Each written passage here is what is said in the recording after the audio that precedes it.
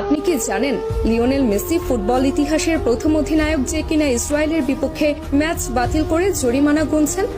না, আপনি এটা জানবেন কেন? আপনার তো এটা জানার ইচ্ছে নেই, বরং আপনার কাজ মেসির সমালোচনা করা। একটা ছবি পেয়েছেন, অমনি মেসির সমালোচনা শুরু করেছেন। কারণে অকারণে মেসির পেছনে আপনি অকারণে পুরো ক্যারিয়ার জুড়ে লেগেছিলেন। তাহলে শুনুন, মেসি ফিলিস্তিনের মানুষের প্রতি কতটা মানবিকতা দেখিয়েছিলেন। সাল 2018 রাশিয়া বিশ্বকাপের আগে আর্জেন্টিনা মাঠে নামবে ইসরায়েলের বিপক্ষে। সবকিছু ঠিকঠাক। ঠিক সেই মুহূর্তে ফিলিস্তিনের তরফ থেকে জানানো হলো এই ম্যাচটা যেন আর্জেন্টিনা বাতিল করে। কিন্তু আর্জেন্টিনা ফুটবল অ্যাসোসিয়েশনের তরফ থেকে সেটা সম্ভব ছিল না, কেননা এই ম্যাচটা বাতিল করলে মোটা অঙ্কের জরিমানা গুনতে হতো AFA কে। আর অর্থনৈতিক দৈন্য দশায় ভোগা আর্জেন্টিনা ফুটবল অ্যাসোসিয়েশনের তরফ থেকে সেটা সম্ভব ছিল না। ঠিক সেই মুহূর্তে ফিলিস্তিনের মানুষ সরাসরি খোলা চিঠি ছুড়েন মেসির কাছে।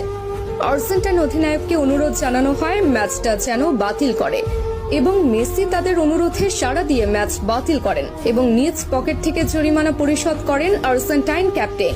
সঙ্গে সঙ্গে ইতিহাসের প্রথম ক্যাপ্টেন হিসেবে ম্যাচ বাতিল করে জরিমানার টাকা পরিশোধ করে অনন্য দৃষ্টান্ত রাখেন লিও। এবার বলুন, কোন মেসিকে নিয়ে সমালোচনা করেছেন? কতজন মানুষ এইভাবে নিজ পকেট থেকে জরিমানা গুনেছেন ফিলিস্তিনের জন্য, বলুন তো? এরপর যদি মেসির সমালোচনা করেন, দয়া করে আয়নায় মুখখানা দেখবেন। এবার আসি এই ছবির ঘটনায়। এই ছবি যেটা দেখছেন সেটা মেসি ছিলেন, কিন্তু মেসি তো সেখানে একা ছিলেন না, অথবা মেসির কোনো ব্যক্তিগত সফরও সেটা ছিল না, বরং সেটা ছিল ক্লাব বার্সেলোনার সফর। যে সফরে শুধু মেসি একা নন, বরং পুরো বার্সেলোনা টিমই ছিল। এমনকি সে সফরে ব্রাজিল তারকা নেইমারও ছিল সঙ্গী। তাহলে সেই সমালোচনা কেন মেসির গায়ে একা আসবে?